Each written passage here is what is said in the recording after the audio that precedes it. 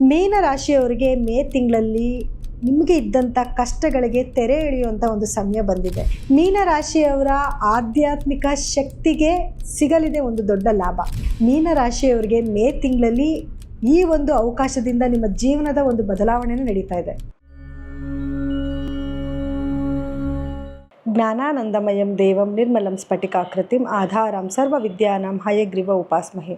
ನನ್ನ ಸಮಸ್ತ ಆರಾಧ್ಯಂ ಚಾನೆಲ್ ವೀಕ್ಷಕರೆಲ್ಲರಿಗೂ ಕೂಡ ವಿಭಾ ಶೆಟ್ಟಿ ಮಾಡುವ ನಮಸ್ಕಾರಗಳು. ಮಾಸ ಭವಿಷ್ಯ ಕಾರ್ಯಕ್ರಮಕ್ಕೆ ತಮಗೆಲ್ಲರಿಗೂ ಸ್ವಾಗತ. ಈ ತಿಂಗಳು ಅಂದರೆ ಮೇ ತಿಂಗಳಲ್ಲಿ ಗ್ರಹಗಳ ಸ್ಥಾನಮಾನ ಹೇಗಿದೆ, ಯಾವುದೆಲ್ಲ ಗ್ರಹಗಳ ಬದಲಾವಣೆ ಆಗ್ತಿದೆ, ಇದರಿಂದ ದ್ವಾದಶ ರಾಶಿಗಳ ಮೇಲೆ ಏನೆಲ್ಲ ಪರಿಣಾಮ ಬೀರುತ್ತೆ ಅನ್ನೋದನ್ನು ನೋಡೋಣ ಬನ್ನಿ. ಇನ್ನು ಗ್ರಹಗಳ ಸ್ಥಾನಮಾನ ಹೇಗಿದೆ ಅಂತ ನೋಡಿದ್ರೆ ನೋಡಿ, ಕುಂಭ ರಾಶಿನಲ್ಲಿ ರಾಹು ಗ್ರಹ ಇತ್ತು ಅಂದರೆ ಮೀನ ರಾಶಿನಲ್ಲಿ ಶನಿ, ಬುಧ ಮತ್ತು ಕುಜ ಗ್ರಹಗಳಿದೆ. ಹಾಗೆ ಮೇಷ ರಾಶಿನಲ್ಲಿ ಸೂರ್ಯಗ್ರಹ ಇದ್ದರೆ ವೃಷಭ ರಾಶಿನಲ್ಲಿ ಶುಕ್ರ ಗ್ರಹ ಇದೆ. ಹಾಗೆ ಗುರು ಬಂದು ಮಿಥುನದಲ್ಲಿದ್ದು ಇನ್ನು ಸಿಂಹ ರಾಶಿನಲ್ಲಿ ಕೇತು ಗ್ರಹ ಇದೆ. ಆದರೆ ಇದರಲ್ಲಿ ಕೆಲವೊಂದು ಬದಲಾವಣೆ ಆಗ್ತದೆ. ಅಂದರೆ ಸಾಕಷ್ಟು ಗ್ರಹಗಳು ತನ್ನ ಪತನ ಚೇಂಜ್ ಮಾಡ್ತಾ ಇದೆ. ಯಾವ್ಯಾವ ಗ್ರಹಗಳು ಯಾವ ಸಮಯದಲ್ಲಿ ಚೇಂಜ್ ಮಾಡ್ತಿದೆ ಅಂತ ನೋಡಿದ್ರೆ, ಮೊದಲನೇದಾಗಿ ಇದೇ ತಿಂಗಳ 11ನೇ ತಾರೀಕು ಕುಜ ಗ್ರಹವು ಮೀನ ರಾಶಿಯಿಂದ ಮೇಷ ರಾಶಿಗೆ ಅಂದರೆ ತನ್ನ ಸ್ವಂತ ರಾಶಿಗೆ ಪ್ರವೇಶನ ಬೆಳೆಸ್ತಾ ಇದೆ. ಇನ್ನು ಮೇ 14ನೇ ತಾರೀಕು ಶುಕ್ರ ಗ್ರಹ ವೃಷಭ ರಾಶಿಯಿಂದ ಮಿಥುನ ರಾಶಿಗೆ ತನ್ನ ಪತನ ಬದಲಾಯಿಸ್ತಾ ಇದೆ. ಮಿಥುನ ರಾಶಿನಲ್ಲಿ ಆಲ್ರೆಡಿ ಗುರುಗ್ರಹ ಇದ್ದು ಗುರುನ ಜೊತೆಯಲ್ಲಿ ಶುಕ್ರ ಸೇರ್ಕೊಂತಿದ್ದಾನೆ. ಇದರಿಂದ ಒಂದು ಯೋಗನೇ ಕ್ರಿಯೇಟ್ ಆಗ್ತದೆ. ಇದ್ರ ಜೊತೆಯಲ್ಲಿ 15ನೇ ತಾರೀಕು ಸೂರ್ಯ ಮೇಷ ರಾಶಿಯಿಂದ ವೃಷಭ ರಾಶಿಗೆ ತನ್ನ ಪತನ ಬದಲಾಯಿಸ್ತಾ ಇದ್ದಾನೆ. ಅದೇ 15ನೇ ತಾರೀಕು ಬುಧ ಗ್ರಹ ಕೂಡ ಮೀನ ರಾಶಿಯಿಂದ ಮೇಷ ರಾಶಿಗೆ ತನ್ನ ಪತನ ಬದಲಾಯಿಸ್ತಾ ಇದ್ದಾನೆ. ಹಾಗೂ ಎರಡು ಬಾರಿ ತನ್ನ ಪತನ ಬದಲಾಯಿಸ್ತಾನೆ. ಇನ್ನೊಂದು ಅಂದರೆ 23ನೇ ತಾರೀಕು ಕೂಡ ಮೇಷ ರಾಶಿಯಿಂದ ವೃಷಭ ರಾಶಿಗೂ ಕೂಡ ತನ್ನ ಪತನ ಬದಲಾಯಿಸ್ತಾ ಇದ್ದಾನೆ. ಇನ್ನು ಬುಧ ಗ್ರಹ ಕೂಡ 15ನೇ ತಾರೀಕು ಮೇಷದಿಂದ ವೃಷಭಗೆ ತನ್ನ ಪತನ ಬದಲಾಯಿಸ್ತಾ ಇದ್ರೆ ಇನ್ನೊಂದು ಬಾರಿ ಅಂದರೆ 23ನೇ ತಾರೀಕು ವೃಷಭದಿಂದ ಮಿಥುನ ರಾಶಿಗೂ ಕೂಡ ತನ್ನ ಪತನ ಬದಲಾಯಿಸ್ತಾ ಇದ್ದಾನೆ. ನೋಡಿ, ಮೀನ ರಾಶಿಯವರಿಗೆ ಕೆಲವೊಂದು ಅದೃಷ್ಟನೇ ಜಾಸ್ತಿ ಇದೆ ಅಂತ ಹೇಳ್ಬೋದು. ಖರ್ಚು ಸ್ವಲ್ಪ ಕಮ್ಮಿ ಇದ್ದರೂ ಕೂಡ ಅದೃಷ್ಟ ಧನಲಾಭ ಜಾಸ್ತಿ ಆಗ್ತಾ ಇದೆ. ನೋಡಿ, ನಿಮ್ಮ ರಾಶಾಧಿಪತಿ ಆಗಿರುವಂತಹ ಗುರು ಗ್ರಹ 4ನೇ ಮನೇಲಿ ಸಂಚಾರ ಮಾಡ್ತಾ ಇದ್ದು ಜೊತೆಯಲ್ಲಿ ಶುಕ್ರ ಗ್ರಹದ ಒಂದು ಸಂಯೋಗ ಕೂಡ ಆಗ್ತಾ ಇದೆ. ಸೊ ಇದರಿಂದ ಗಜಲಕ್ಷ್ಮಿ ರಾಜಯೋಗ ಅನ್ನುವಂಥ ಒಂದು ಯೋಗ ಕ್ರಿಯೇಟ್ ಆಗ್ತಿದೆ. ನಿಮ್ಮ 4ನೇ ಮನೆಯಲ್ಲಿ ಈ ಯೋಗ ಆಗ್ತಾ ಇರೋದ್ರಿಂದ ಭೂಮಿಯಿಂದ ನಿಮಗೆ ಲಾಭ ಜಾಸ್ತಿ ಆಗುತ್ತೆ. ನೀವೇನಾದರೂ ತುಂಬ ದಿನಗಳಿಂದ ಮನೆ ತಗೋಬೇಕು ಅಂತನೋ ಅಥವಾ ಆಸ್ತಿ ತಗೋಬೇಕು ಅಂತನೋ ಹುಡುಕಾಟದಲ್ಲಿದ್ದರೆ ಅದಕ್ಕೆ ಉತ್ತಮವಾದ ಒಂದು ಸಮಯ ಆಗಿರುತ್ತೆ. ಸೊ ಮನೆ ತಗೊಳ್ಳೋವಂಥದ್ದು, ಕೆಲವರೆಲ್ಲ ಆಸ್ತಿ ಭೂಮಿನ ತಗೊಳ್ಳೋದು ಮಾರೋದು ವ್ಯಾಪಾರ ಕೂಡ ಮಾಡ್ತಿರ್ತಾರೆ. ಅಂದರೆ ರಿಯಲ್ ಎಸ್ಟೇಟ್ ಬಿಸ್ನೆಸ್ ಮಾಡ್ತಿರ್ತಾರೆ.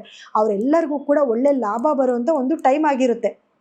ಸೊ ಹಾಗಾಗಿ ಈ ಟೈಮಲ್ಲಿ ನೀವೇನಾದ್ರು ಆಸ್ತಿ ತಗೋಬೇಕು ಅಂತಂದರೆ ಒಳ್ಳೆ ಜಾಗ ಸಿಗುವಂಥದ್ದು, ಮನೆಯಲ್ಲಿ ಶುಭ ಕಾರ್ಯಗಳಾಗುವಂಥದ್ದು, ತಾಯಿ ಆರೋಗ್ಯದಲ್ಲಿ ಡೆವಲಪ್ಮೆಂಟ್ ಆಗುವಂಥದ್ದು, ಮತ್ತು ಮನೆಯಲ್ಲಿ ವಾತಾವರಣ ಚೆನ್ನಾಗಾಗೋದು, ಒಬ್ಬರ ಮೇಲೆ ಒಬ್ಬರಿಗೆ ಗೌರವ ಬರುವಂಥದ್ದು, ಪ್ರೀತಿ ವಿಶ್ವಾಸ ಬರುವಂಥದ್ದು, ಎಲ್ಲ ರೀತಿಯಿಂದನೂ ಕೂಡ ಮನೆ ವಾತಾವರಣ ತುಂಬ ಚೆನ್ನಾಗಿರುತ್ತೆ. ಮನೆ ವಾತಾವರಣ ತುಂಬ ಚೆನ್ನಾಗಿದ್ದರೆ ಹೊರಗಡೆ ಏನು ಕೆಲಸ ಬೇಕಾದ್ರೂ ನೀವು ಮಾಡ್ಕೊಂಡು ಬರ್ಬೋದು.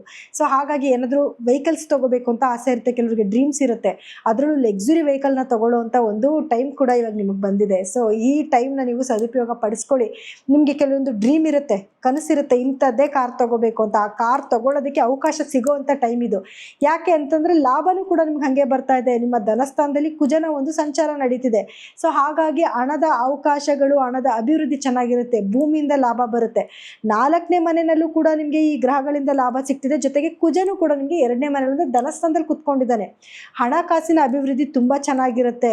ಅದರಲ್ಲೂ ಭೂಮಿ ವ್ಯಾಪಾರ ಮಾಡ್ತಿರೋರ್ಗಂತೂ ತುಂಬಾ ಲಾಭ ಬರುವಂಥ ಸಮಯ. ಈ ಟೈಮಲ್ಲಿ ಭೂಮಿ ತಗೊಳ್ಳೋದು, ಮಾರೋದು, ಮನೆ ದುರಸ್ತಿ ಕಾರ್ಯಗಳನ್ನ ಮಾಡ್ಕೊಳ್ಳೋವಂಥದ್ದು ಎಲ್ಲದಕ್ಕೂ ಕೂಡ ಶುಭವಾದ ಸಮಯ. ಆದರೆ ಮಾತಿನ ಮೇಲೆ ಸ್ವಲ್ಪ ನಿಗಾ ಇರಬೇಕಾಗುತ್ತೆ. ಯಾಕಂದರೆ ಕುಜ 2ನೇ ಮೇಲೆ ಕುತ್ಕೊಂಡಿದ್ದಾನೆ. ಏನಂದ್ರೆ ಅದು ಮಾತಾಡ್ಬಿಡೋದು, ಅದರಿಂದ ಸ್ವಲ್ಪ ನಿಷ್ಠುರಗಳಾಗುವಂಥ ಚಾನ್ಸಸ್ ಇರುತ್ತೆ. ಸ್ವಲ್ಪ ಕೇರ್ಫುಲ್ಲಾಗಿ ಮಾತಾಡಿ. ಈ ಒಂದು ಮಿಸ್ಟೇಕ್ನ ನೀವು ಮಾಡೋಕ್ಕೆ ಹೋಗಬೇಡಿ. ಇದೊಂದನ್ನು ಅವಾಯ್ಡ್ ಮಾಡಿಕೊಂಡ್ರೆ ನೆಗೆಟಿವಿಟಿ ಏನೂ ಇಲ್ಲ ನಿಮಗೆ. ಇನ್ನು 3ನೇ ಮನೆ ಅಂತ ನೋಡೋಕ್ಕೆ ಬಂದಾಗ ಸೂರ್ಯ ಮತ್ತು ಬುಧರ ಒಂದು ಸಂಯೋಗ ಆಗ್ತಿದೆ. ಇದು ಬಂದು ನಿಮಗೆ ಬುಧಾದಿತ್ಯ ಯೋಗ ಅಂತ ಹೇಳ್ತೀವಿ. ಸೊ ಹಾಗಾಗಿ ಧೈರ್ಯವಾಗಿ ಕೆಲವು ಕೆಲಸಗಳನ್ನ ಮಾಡ್ತೀರಾ, ಸ್ಪಿರಿಚುವಲ್ ಟ್ರಾವೆಲ್ ಮಾಡ್ತೀರಾ. ನಾನು ಅದಕ್ಕೆ ಹೇಳಿದ್ದು, ನಿಮ್ಮ ಆಧ್ಯಾತ್ಮಿಕ ಚಿಂತನೆ ಏನಿದೆ, ಯಾವಾಗಲೂ ದೇವ್ರ ಮೇಲೆ ಭಕ್ತಿ ಜಾಸ್ತಿ ನಿಮಗೆ, ಗುರು ಹಿರಿಯರ ಮೇಲೆ ಗೌರವ ಜಾಸ್ತಿ ನಿಮಗೆ, ಅದೆಲ್ಲದಕ್ಕೂ ಕೂಡ ಬೆಲೆ ಸಿಗುವಂಥ ಸಮಯ. ನಿಮಗೆ ಅದರಿಂದ ಗೌರವ ಸಿಗುತ್ತೆ. ಅದರಿಂದ ನಿಮ್ಮ ಒಂದು ಪೂರ್ವ ಪುಣ್ಯ ಸ್ಥಾನ ಜಾಸ್ತಿ ಆಗುತ್ತೆ. ಒಳ್ಳೆ ಪುಣ್ಯಗಳನ್ನ ನೀವು ಲಭಿಸ್ಕೊಳ್ಳುವಂಥ ಒಂದು ಸಮಯ ಕೂಡ ಆಗಿರುತ್ತೆ. ಗೌರ್ಮೆಂಟ್ ರಿಲೇಟೆಡ್ ಏನಾದರೂ ವರ್ಕ್ಗಳಿತ್ತು ಅಂದರೆ ಅದರಲ್ಲಿ ನಿಮಗೆ ಯಶಸ್ಸು ಸಿಗೋದು, ಅಥವಾ ರಾಜಕಾರಣಿಗಳಾಗಿದ್ದರೆ ನಿಮ್ಮ ಮಾತಿಗೆ ಮನ್ನಣೆ ಸಿಗುವಂಥ ಸಮಯ ಆಗಿರುತ್ತೆ. ನಿಮ್ಮ ಮಾತನ್ನ ಜನ ಕೂತ್ಕೊಂಡು ಕೇಳ್ತಾರೆ, ಅದನ್ನು ಪಾಲನೆ ಕೂಡ ಮಾಡ್ತಾರೆ.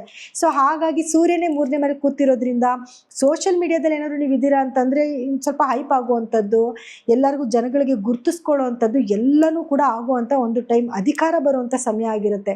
ಹಾಗೆ ಬಿಸ್ನೆಸ್ ಏನಾದರೂ ಮಾಡ್ತಾರೆ, ಬಿಸ್ನೆಸ್ಸಲ್ಲಿ ಡೆವಲಪ್ಮೆಂಟ್ ಆಗುವಂಥದ್ದು, ಬುದ್ಧಿಶಕ್ತಿ ಜಾಸ್ತಿ ಆಗೋದು, ಗೌರವ ಜಾಸ್ತಿ ಆಗೋದು, ಮರ್ಯಾದೆ ಜಾಸ್ತಿ ಆಗೋದು, ಮಾತಿಗೆ ಬೆಲೆ ಬರುವಂಥದ್ದು ಎಲ್ಲವೂ ಕೂಡ ಆಗುತ್ತೆ.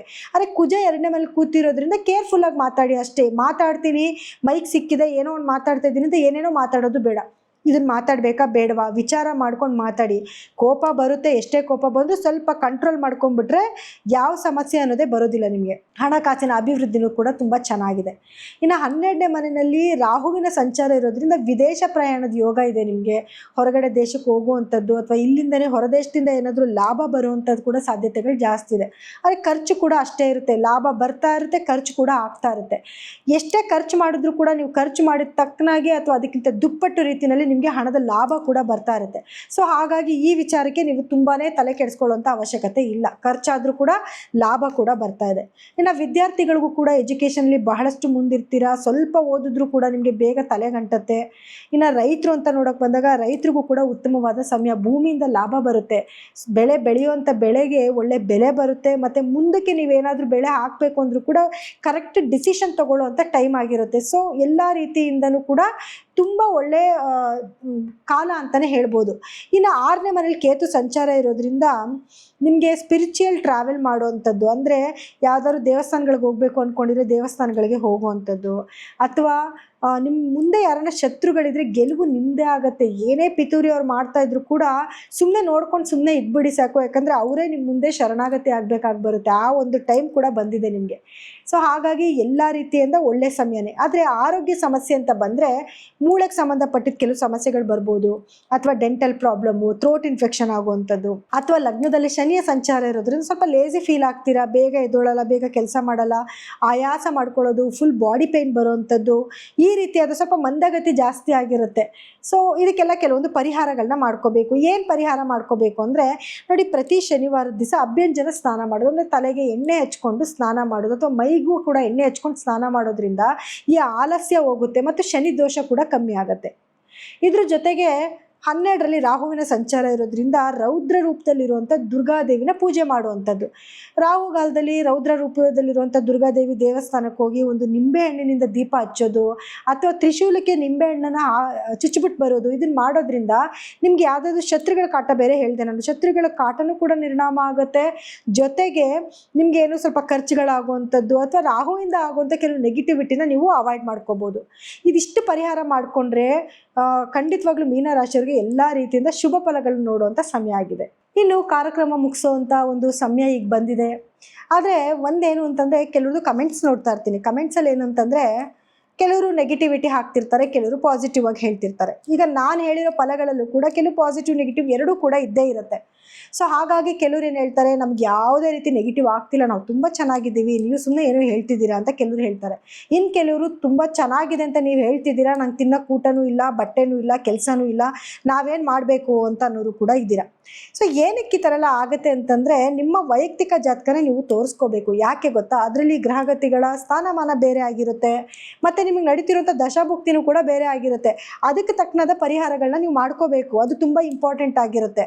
ಸೊ ಹಾಗಾಗಿ ನೀವೇನಾದರೂ ನಿಮ್ಮ ವೈಯಕ್ತಿಕ ಜಾತಕನ ಪರೀಕ್ಷೆ ಮಾಡಿಸ್ಕೋಬೇಕು ಅಂದರೆ ಕೆಳಗಡೆ ಸ್ಕ್ರೋಲ್ ಆಗ್ತಿರುವಂಥ ನಮ್ಮ ನಂಬರ್ಗೆ ಕರೆ ಮಾಡಿ ನಿಮ್ಮ ಅಪಾಯಿಂಟ್ಮೆಂಟ್ನ ಫಿಕ್ಸ್ ಮಾಡಿಕೊಡಿ. ಸೊ ಎಲ್ಲರಿಗೂ ಕೂಡ ನನ್ನ ಧನ್ಯವಾದಗಳು.